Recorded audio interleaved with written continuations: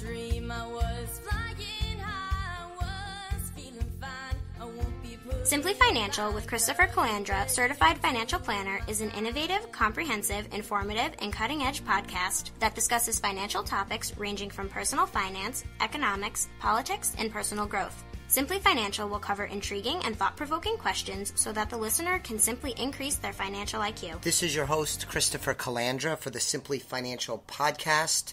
Today's episode is number 5, and this is season number 3. So I have a returning guest today, Dave Famiglietti, the founder and owner of New Frontier Armory in North Las Vegas. So he was the first guest on the Simply Financial podcast way back when. I think it was episode 5. Recently, he returned and we did what I believe is an excellent episode on some of the books that we read recently that are powerful. It was a great discussion, I think. If you're like books and you're looking for ideas, it's a great episode, great conversation, in my humble opinion. But one of the things Dave and I were talking about kind of off air, and we've talked on and off for a lot of years, was some of the business elements to Dave's business and his approach to business. And I think he has a special skill. So I wanted to pick his brain about building loyalty. So Dave, thanks for hanging with me and spending a few minutes. No sweat. Thanks for having me on again, Chris. All right, so building loyalty. So you are the founder of a company, decent-sized company, right? It's not thousands of employees, but it's not 2 or 3 people either. Would you categorize it as still a small business? I know that's kind of a... Definitely a small business by definition, but we're creeping on 40 employees. So 40 employees in 3 facilities, and we're talking about adding a 4th facility in another state with another 10 or 15. So it's getting up there for sure. Very successful, have a lot going on. How would you describe your management style? I guess to sum it up, I would have to say, in kind of 2 different ways that I look at it, if I had to summarize my management style. And I'm not saying it's the right way or it's even a good way sometimes, but my style is, I would say, laid back, but very stern when it comes to producing results. So I kind of let things run a little bit loose compared to other companies and other company cultures. But at the same time, I'm very stern that we're producing the outcomes that I desire. We're just a little more laid back in getting there. So are you basically saying that you're hands-off, the opposite of a micromanager? Is that the laid-back part?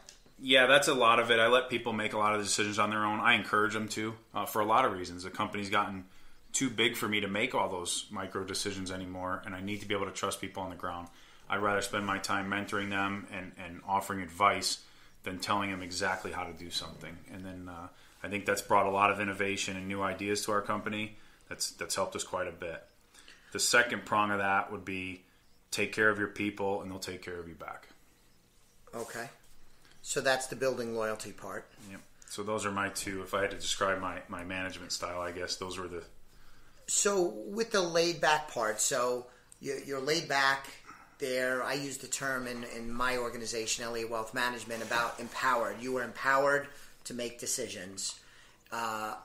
And so with that laid back, how do you articulate, do you tell people up front that you're going to be stern with results? So let me phrase it this way. How do they know you're going to be stern with the results if they had not experienced it already? Which I assume you have a lot of long-term employees. They already know the answer to this. But just help me out. Is it just baptism by fire? Yeah, I think for the most part, if they haven't heard about what's going to happen, they're going to see it. And they'll never want to see it again. Okay. I think I'm pretty realistic. I don't just make stuff up on the fly. No. So if I didn't, I'm learning as we get bigger and as we grow and we become more structured. We're going to do a lot more work. One of my I don't have a lot of resolutions personally, but I have a lot of business resolutions for this year.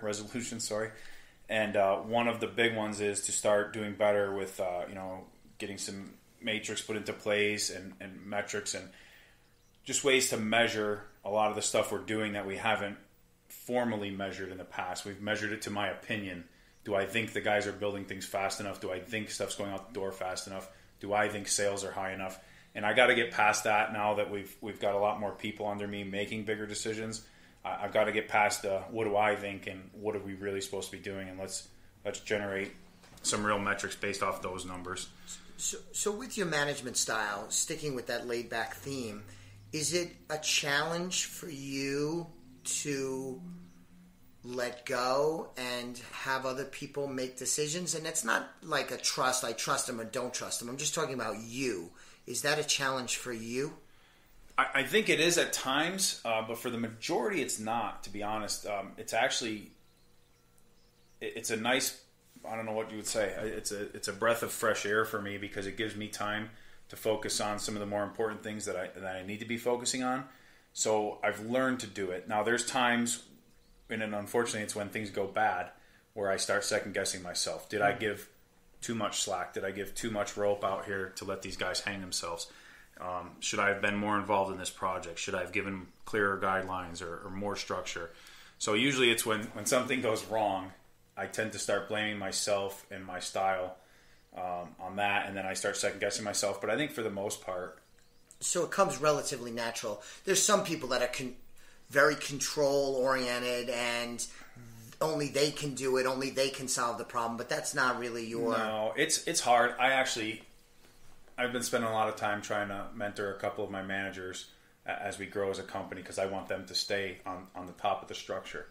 And one of the things I feel like I'm constantly explaining to them is sometimes it's okay to get 80%. You fight for that 100% out of everybody and every program and everything, and you probably won't get it, and you're just going to be disappointed all the time. So you have to find kind of that curve and stick with it and be happy with it. So I've tried to tell some of them over and over that although it hurts, I know that I can go on that shop floor and probably do some of that stuff faster, better, more efficient, cheaper, however you want to look at it. But at the same time, if I did that, there's 10 other things that slip that would go the opposite way. Right. So is the juice worth the squeeze? Mm-hmm. And I try to get them to look at it a lot that way. And it's very hard to explain, and it was very hard for me at first to understand that. But wait a minute, I can show them a better way. Yeah, sure, I've showed them 10 times. They don't like doing it that way. They like this other way. And it's a fraction of a second slower, but it makes them happy. Good for you. And I've learned to kind of let loose with it. Awesome. So how much of your management style, what we're talking about, comes from your military experience, having served in the U.S. Air Force, having served in combat theater of operations, right? Mm-hmm. How much of your management style comes from your military experience? I think a lot of it does. Some of it is some of the negative parts, I think. But all in all, I think a good majority of it does. I had a very good friend of mine. He's passed away now. He was a Chief Master Sergeant in the Air Force. And I knew him long before he was a chief. And when I was just a little scrub in the Air Force. And I'll never forget one of the quotes he told me when I first met him. He was my supervisor directly. And he told me something and just basically screamed it at me. And it was almost, I took it as a threat. And I'll never forget it. He said, if you go out there and make me money, I'll be your friend, I'll be your mentor, and I'll be your coworker. If you make me be your boss, I will make your life absolutely miserable and you'll hate me. And it's very simple words, right? Yeah. But I think it's a very, very good lesson. Like, how much do you want me to be your boss versus your coworker, right? So I'll be your boss if that's what you need. Do you need me riding you constantly all day long, telling you you're doing things wrong and doing whatever? Or will you step up to this level where I don't have to bother with you? I give you a task, you take off, you do it, you ask yourself the questions, you work through problems on your own. You know, there's a lot of different types of people, but if you categorize it into two, you've got people that'll go out and solve problems, and then you got people that'll hit a brick wall and lay down and cry, right? I don't have time for those people. And that's what he taught us was, leave me alone. I gave you, you know the task that I've given you. You've been trained how to do it. You know the desired outcome, right? Mm-hmm. Leave me alone. Don't come back until that desired outcome is achieved. How early in your military career was this? That was 4 or 5 years in, right when I started supervising myself. So okay. I had 5 or 6 guys under me at the time, and that was it was one of those mind blown moments where, man, this guy's awesome. I don't have to, like, there's people in my company that I don't have to babysit on silly stuff. I don't have to say, hey, are your new business licenses posted in your building? It's rudimentary stuff, and they're better than that, right? So that was a very important, I think, aspect of it out of my military experience.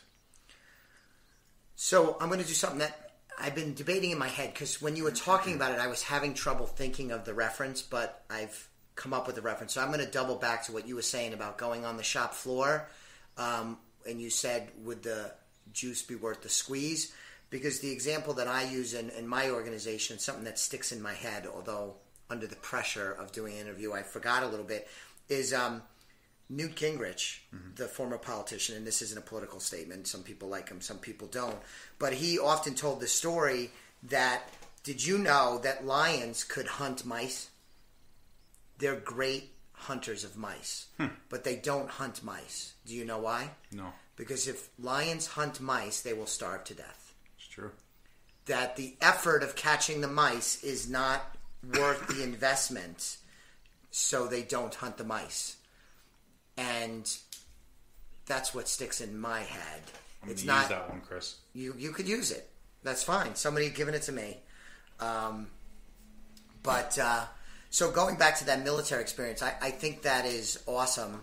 And it sounds like you got that messaging at a stage in your life too, where it made sense and you were ready to receive it. Perhaps if it had come 5 or 6 years earlier, before you had already had some experience in the world, especially in the military world, that maybe it wouldn't have resonated in the same way. Mm-hmm. So a lot of your management style comes from, you believe, your experience in the military, both good and bad. So what jumps out, of course, and I would imagine for people listening, it's the same thing. Well, what is the bad? Oh, a lot of it. I think I've learned, and I used to say this in the military too. I give a lot of talks still. I go into base and I help with some mentorship programs and leadership programs there.